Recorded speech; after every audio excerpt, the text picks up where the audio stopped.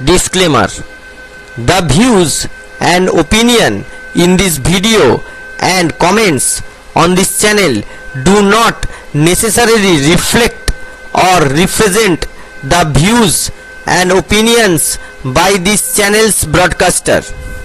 If you have a complaint about something or find you content is being used incorrectly, please contact the broadcaster.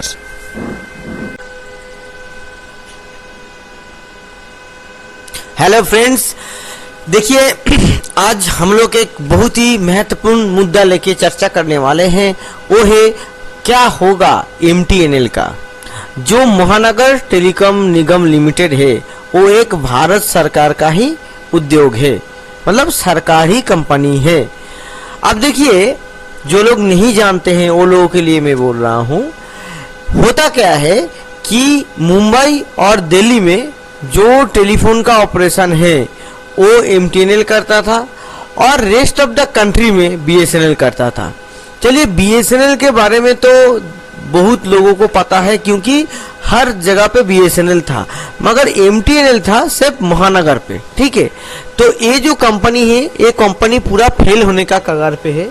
आप देख सकते हैं कि 11 मार्च यानी कि एक दो दिन पहले जो न्यूज आया है वो कितना ही डिसहार्टनिंग है और कितना ही प्रॉब्लमेटिक है जो MTNL में कर्मरत कर्मचारियां हैं वो लोगों के लिए। आप सोच के देखिए, जो लोगों का उम्र हो गया है ठीक है, मगर जो लोगों का अभी 10-15 साल नौकरी है वो लोगों का क्या होगा, यहाँ पे बहुत बड़ा क्वेश्चन मार्क है। चलिए हम लोग देखते हैं ये ऑर्डर में एक्चुअली में लिखा क्या है। देखिए, जो नॉन ऑपरेशनल HR एक्टिविटी है जहां पे फाइनेंशियल इम्प्लीकेशन होता है, मतलब जहां पे पैसा खर्चा होता है, जैसे कि restructuring, recruitment, promotion, non functional upgradation, इसके बारे में है। मतलब एम्प्लॉय का हित के बारे में है, HR पॉलिसी के बारे में है।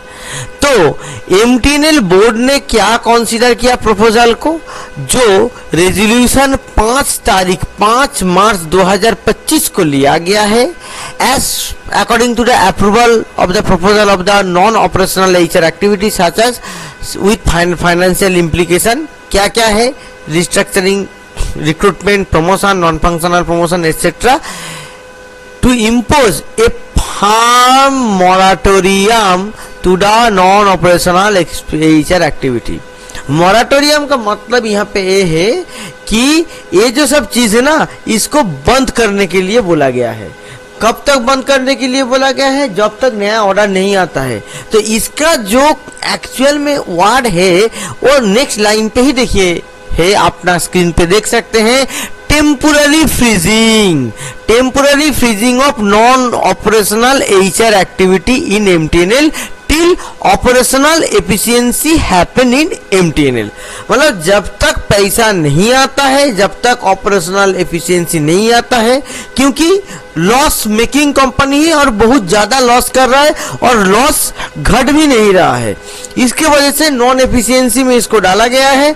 और जब तक ये चेंज नहीं होता है तब तक ये जो नॉन ऑपरेशनल HR एक्टिविटी है, मतलब जिससे आपका जो ऑपरेशनल है, कोर ऑपरेशनल है कंपनी का, वो इफेक्ट नहीं होता है। जो HR एक्टिविटी है, जैसे कि तनख्वाह में किसी का प्रमोशन देना, किसी का तनख्वाह बढ़ाना, ये जो सब वगैरह वगैरह का चीज है, इसको बंद किया, फ्रीज किया जा रहा है टेम्पोररी के लिए। जब तक नहीं होता है तब तक नहीं होगा। तो इसका मतलब है कि इसके बाद से ये जो प्रमोशन वगैरह और कुछ नहीं मिलने वाला है। MTNL का जो एम्प्लॉइज है वो लोगों को नहीं मिलने वाला है। ये बहुत ही दुखद है जो लोग MTNL में काम कर रहे हैं वो लोगों के लिए। मेरा पूरा संवेदना है वो लोगों के लिए, क्योंकि देखिए हर किसी का तो परिवार होता है, ये भी सोचना है। चलिए हम लोग आगे बढ़ते हैं लेटर को। Considering the dire financial condition of MTNL, where salary disbursement itself remain a challenge, the company is entirely dependent on the escrow account of the operational expense. It is imperative to temporarily freeze all non-operational HR activity except those are directly in interest of MTNL's operation and business requirement। जो जो directly business interest के लिए है, जैसे कि OFC को repair करना, such and such, तो ये सब छोड़ के बाकी सबको फ्रीज किया जा रहा है। This include but is not limited to restructuring, recruitment, promotion, non-functional upgradation and other employee benefit। तो सब employee benefit को कटाया जा रहा है, बंद किया जा रहा है। आगे बढ़ते हैं।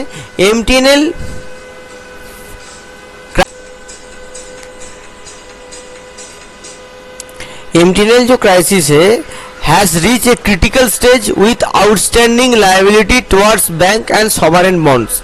Even the interest payment on the debts are being serviced by government of India. मतलब जो बैंक का लोन लिया है उसका जो कैपिटल है वो तो छोड़ ही दीजिए, उसका जो इंटरेस्ट है वो भी नहीं दे पा रहे हैं, वो भी गवर्नमेंट ऑफ इंडिया को देना पड़ रहा है। Any additional HR related financial commitments at this stage would further destabilize the already fragile financial position of the organization। मतलब बद से बदतर हो जाएगा। अगर एम्प्लॉय को बेनिफिट दिया जाएगा तो फाइनेंशियल कंडीशन जो कंपनी का है वो और खराब हो जाएगा, ये बोला जा रहा है इस लेटर में।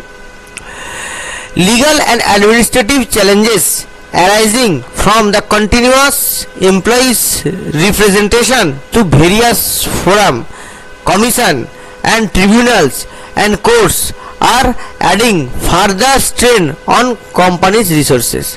तो जो एम्प्लॉय है वो अपना हक मांगने के लिए कहाँ जाएंगे, वो लोग तो डिफरेंट फोरम में जाके बात करेंगे। तो उससे क्या होता है, कंपनी का मैनेजमेंट के ऊपर एक प्रेशर बनता है, वो ट्रिब्यूनल में जा रहे हैं, कोर्ट में जा रहे हैं, कोर्ट का दरवाजा खटखटा रहे हैं कि जो हक है एम्प्लॉय का वो दिया जाए। तो इसके वजह से कंपनी का फाइनेंशियल रिसोर्स के ऊपर स्ट्रेस हो रहा है। Given MTNL is a listed entity, तो जैसे हम लोग जानते हैं जो स्टॉक मार्केट है BSE NSE में, Bombay stock exchange, national stock exchange में, वहां का एक लिस्टेड कंपनी है MTNL। Any action that impacts financial stability must align with the shareholders interest and adhere to the statutory compliance। तो ये जो MTNL का खबर है ना, ये जो बातें चल रहा है, ये सब लेटर इसलिए आ रहा है कि ये एक लिस्टेड कंपनी है। अगर कोई कंपनी लिस्टेड नहीं होता है तो मैनेजमेंट अंदर ही अंदर कर सकता है, मगर जो लिस्टेड कंपनी है उसको BSE को इन्फॉर्म करना बहुत जरूरी है। और कोई भी मतलब बातें होता है तो उसको पब्लिक डोमेन में लाना पड़ेगा, एटलीस्ट BSE के पास तो लाना पड़ेगा। इसीलिए MTNL का जो खबर है ये इतना जल्दी बाहर आ जाता है। जो मैंने पिछले वीडियो भी किया था वहां पे भी आप देख सकते हैं कि वहां पे क्या हो रहा था कि जो भी डेपुटेशन में दूसरा जगह पे जाना चाहते हैं तो बोल रहा है कि उसका सब्स्टिट्यूट का जरूरत नहीं है, आप छोड़ दीजिए, जाने दीजिए, जितना जाएगा उतना अच्छा है। ऐसा टाइप का बातें यहाँ पे चल रहा है। तो ये जो इम्पैक्ट कर रहा है फाइनेंशियल स्टेबिलिटी, तो शेयर होल्डर का इंटरेस्ट के लिए होना चाहिए, तो ये होना नहीं चाहिए। मतलब लेटर जो लोग लिखे हैं, GM लेवल का ऑफिसर लोग लिखे हैं, वो लोग बोले हैं कि ये सब नहीं होना चाहिए, क्योंकि वो कमिटी का रिकमेंडेशन है कि एम्प्लॉय को बेनिफिट ना दिया जाए। बस एम्प्लॉय तो सिर्फ अकेला जिम्मेदार नहीं होता है कोई भी ऑर्गेनाइजेशन फेल करने के लिए। अगर कोई ऑर्गेनाइजेशन सक्सेसफुल होता है तो क्या होता है, आप प्राइवेट निजी क्षेत्र में देख लीजिए ना। आज अगर जियो ने सक्सेस किया तो क्या जियो का कर्मचारी लोगों को क्या श्रेय दिया जाता है? नहीं दिया जाता है। क्या बोला जाता है कि अंबानी जी को।